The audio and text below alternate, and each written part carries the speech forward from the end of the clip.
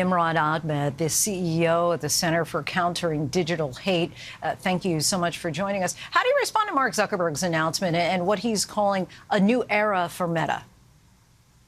Well, it's incredibly dispiriting, isn't it? Because the new era for Meta is one in which he's decided to let liars, snake oil salesmen, fraudsters, hate actors, propagandists for autocrats like Vladimir Putin, Xi Jinping, and Ayatollah Khomeini unleash a tidal wave of disinformation, many times the size of anything we've seen to date.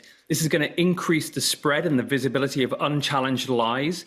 It's going to worsen the spread of hate. It's going to create more risk to our communities, to our democracy, to our public health, and to our kids. Why do you think he decided to make this move? Look, it's clearly a decision that's been taken for political reasons rather than any principle. In the past, Zuckerberg himself was one of the first people to identify that the way their platforms work is because engagement is what gives you amplification. And engagement is highest for contentious posts, hate posts, not engagement from people saying, I agree, but people saying, hold on, that's disgusting. And it gets people into arguments. It's crunchy, chewy content, and that gives an algorithmic boost to fringe content, to hate, to disinformation. And they've said in the past, in order to neutralize the effect that has on perverting and poisoning our discourse, our information ecosystems, they need to have strict enforcement. He was right in the past. He's absolutely wrong now. When Facebook launched fact-checking back in 2016, another presidential election year, it was in response to widespread criticism over the rapid spread of disinformation on the platform. Do you think that the new Community Notes program will be adequate in order to combat disinformation? Well, we actually studied Community Notes under X. We discovered that disinformation spread on that platform got 13 times as many views as the notes that were attached to it. What that means is when someone posts disinformation, even when a community note is added, 13 times more people see the disinformation without the note than see it with the note. And actually 74% of the time, so 3 in 4 times that someone comes up with a community note, it doesn't actually get displayed because there's a threshold of consensus that's required for that note to be shown. So that's a real problem if you're emulating as a model. What we said was, look, it's good that people are trying things. Let's not poo-poo everything that someone tries. But it's insufficient on its own. And Mark Zuckerberg saying, well, I'm dumping the 40,000 people that I have working on content moderation right now, in America only, by the way.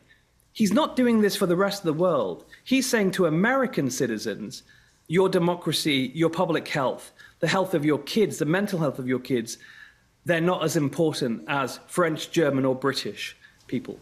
And now, in today's video, Zuckerberg did not hold back his criticism of the Biden administration. Let's listen to a clip of that. And that's why it's been so difficult over the past 4 years when even the U.S. government has pushed for censorship. By going after us and other American companies, it has emboldened other governments to go even further. But now we have the opportunity to restore free expression, and I am excited to take it. We also know Meta contributed $1 million to Trump's inauguration committee and that Zuckerberg and Trump met recently at Mar-a-Lago. How do you view this collaboration of government with big tech? Well, look, I mean, governments have the right to back big industries in their country.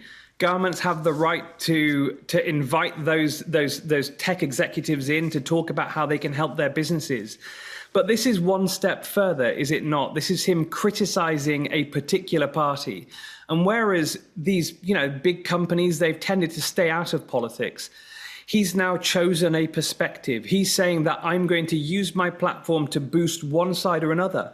And again, he has an absolute First Amendment right to do so.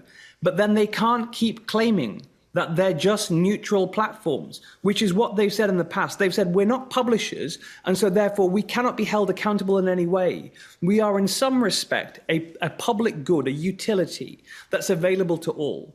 And what he's actually saying now is, no, I'm going to manipulate my system to help me with my political and economic ends, which is my self-enrichment.